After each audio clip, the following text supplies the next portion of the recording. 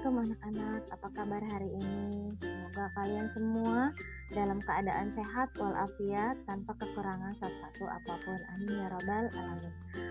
Pada hari ini kita akan membahas materi baru di kelas 5, yaitu materi Ramadan yang indah. Tentunya kalian sangat familiar dengan bulan Ramadan ini.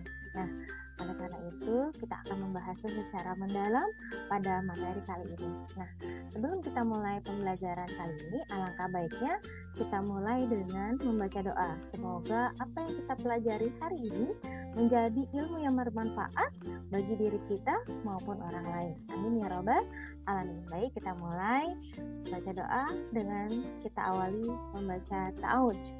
A'udzubillahi minasyaitonirrajim. Bismillahirrahmanirrahim.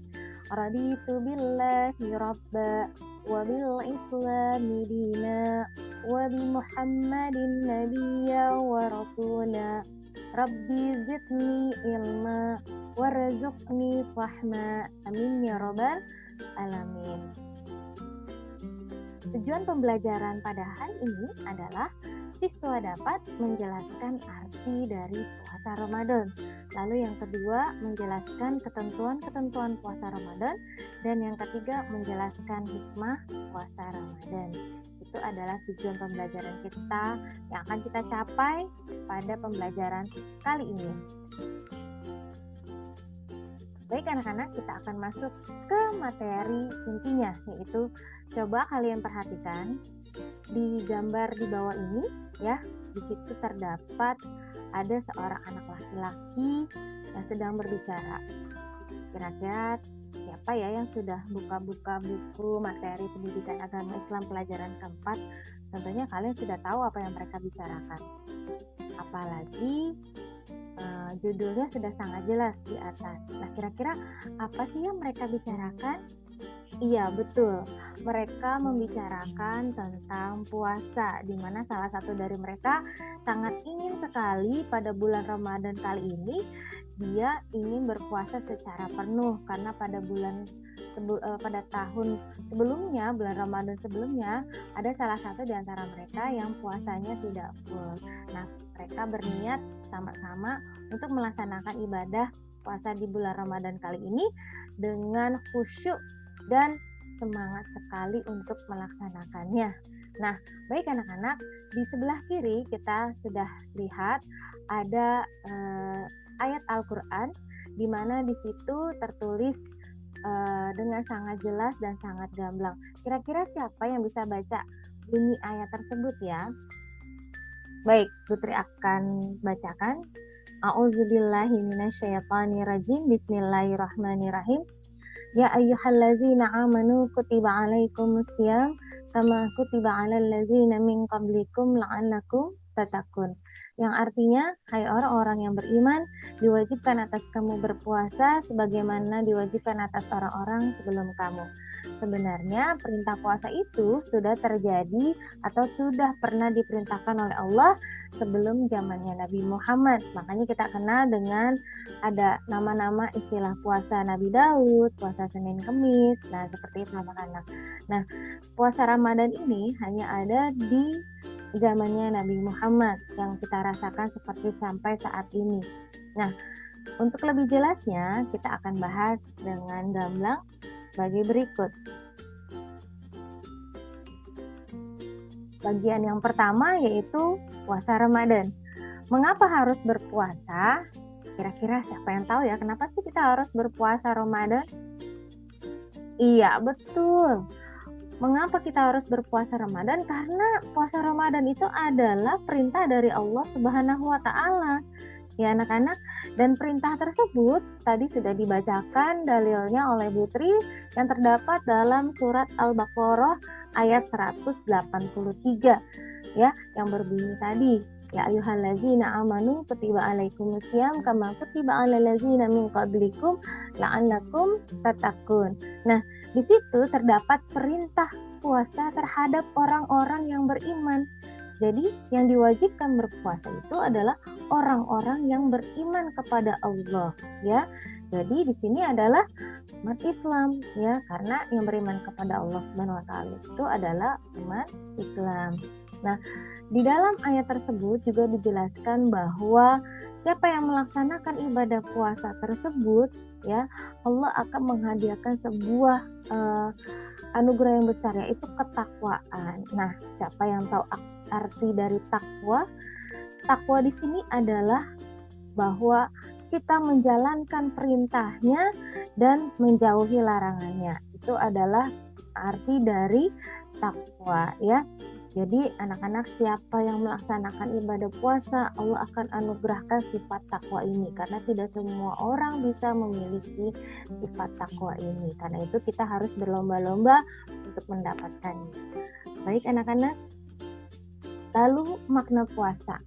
Makna puasa di sini kita bagi menjadi dua. Yang pertama, makna puasa menurut bahasa. Makna puasa menurut bahasa itu artinya adalah menahan. Lalu makna yang kedua adalah puasa menurut istilah. Nah, puasa menurut istilah ini artinya apa sih? Menahan diri dari segala sesuatu yang membatalkan puasa, mulai dari terbit fajar sampai terbenamnya matahari. Nah, itulah yang disebut sebagai puasa menurut istilah.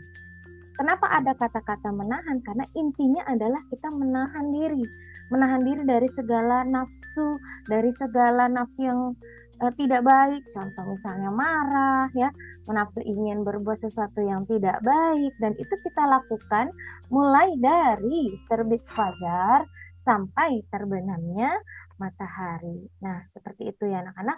Jadi bisa dibedakan kalau makna menurut bahasa itu adalah menahan, sedangkan makna puasa menurut istilah adalah menahan diri dari segala sesuatu yang membatalkan puasa, mulai dari terbit fajar sampai terbenam matahari. Bisa dipahami ya anak-anak ya. Baik, lalu kita akan masuk kepada ketentuan-ketentuan puasa. Nah, ketentuan-ketentuan puasa itu apa aja ya? Yang pertama kita akan bahas di sini adalah syarat wajib puasa ya. Puasa itu syarat wajibnya ada 3. Yang pertama berakal sehat, lalu yang kedua balik, lalu yang 3 kuat berpuasa. Jika ketiga hal ini sudah kita miliki, maka jatuhnya kita adalah wajib melaksanakan puasa. Ya, tentunya kita pasti punya akal yang sehat ya, bukan orang yang tidak berakal sehat seperti yang terdapat di dalam orang-orang mendapat pertolongan di rumah sakit jiwa. Nah, itu mereka tidak wajib untuk berpuasa ya, karena syarat wajibnya adalah berakal sehat. Lalu balik atau dewasa. Bagaimana kita menentukan balik atau dewasa itu? Jika wanita itu barometernya adalah sudah keluar darah haid.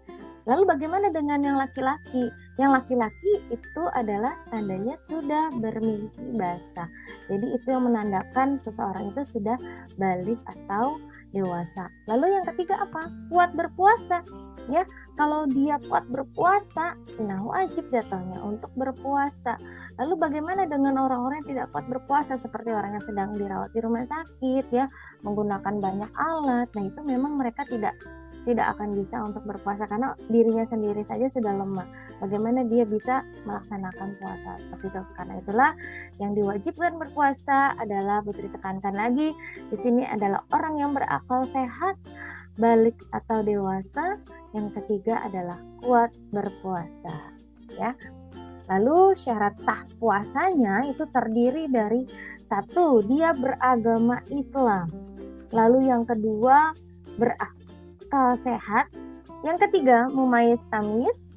Yang keempat suci dari haid dan nifas. Dan yang keempat diperbolehkan waktu berpuasa.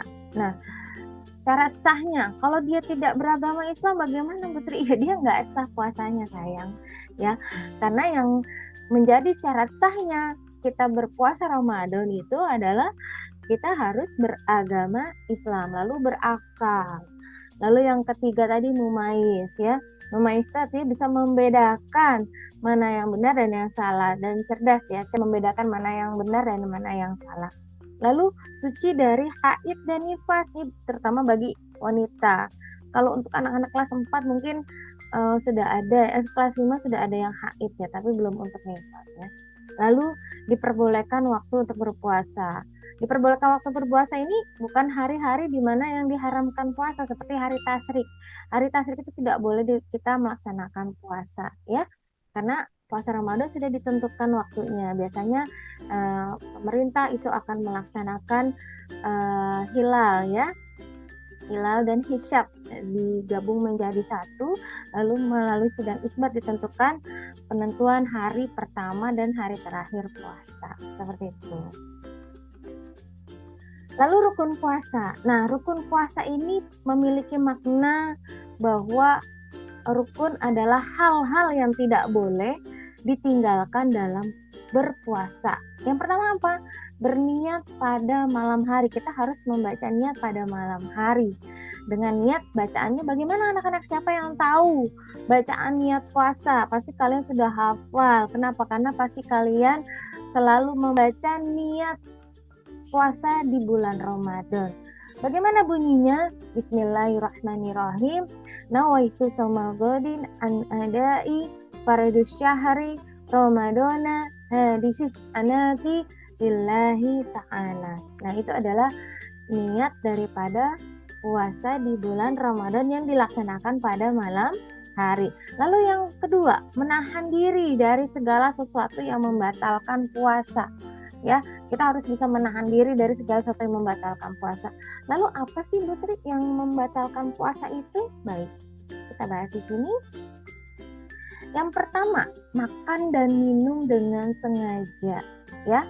Makan dan minum dengan sengaja. Sudah tahu puasa tapi makan dan minum. Nah, itu juga disebut sebagai yang termasuk hal yang membatalkan puasa.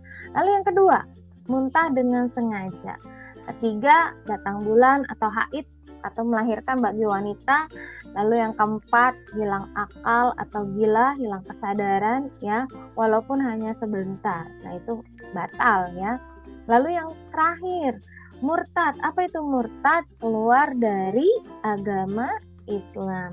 Nah, lalu apa yang bisa merusak hal-hal yang merusak pahala puasa? Contoh, melakukan perbuatan tercela seperti berdusta, menghina, menghasut, memfitnah, berkata kotor, berkelahi, dan bertengkar. Ya, itu yang bisa merusak pahala puasa kita. Baik.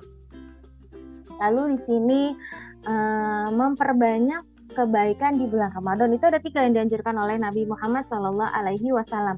Yang pertama adalah sholat tarawih sesudah sholat isya. Pengertian sholat tarawih itu apa? Sholat sunnah yang dilaksanakan pada bulan Ramadan sesudah sholat isya di malam hari pada bulan Ramadan. Itu pengertiannya. Jadi Bu Tri ulang, sholat tarawih itu pengertiannya apa? Sholat sunnah yang dilaksanakan sesudah sholat isya pada bulan Ramadan. Kenapa ditentukan pada bulan Ramadan? Karena tarawih memang hanya ada pada bulan Ramadan. Nah, sholat tarawih ini ada 2 versi. Yang pertama ada yang 11 rakaat, lalu yang kedua ada yang 23 rakaat. Seperti itu. Lalu yang kedua apa? Tadarus ya. Tadarus itu adalah mempelajari Al-Quran secara mendalam, bukan hanya sekedar membaca, tetapi juga mempelajari ilmu tajwidnya, maknanya, asbabun nuzulnya, ya, terus pesan yang terkandung di dalamnya apa. Lalu yang ketiga adalah memperbanyak sedekah. Dengan memperbanyak sedekah, Allah akan memberikan ganjaran yang sangat besar. Kenapa? Karena di bulan Ramadan itu Allah lagi diskon besar-besaran tentang pahala puasa ya. Dia sangat memberikan keberkahan buat hamba-hambanya. Nah, mari kita di bulan Ramadan ini banyak-banyak memperbanyak amal ibadah, terutama yaitu yang 3 tadi, salat tarawih, tadarus, dan yang ketiga adalah sedekah ya. Nah, lalu manfaat puasa Ramadan yang pertama adalah ungkapan rasa syukur kepada Allah Subhanahu wa taala ya.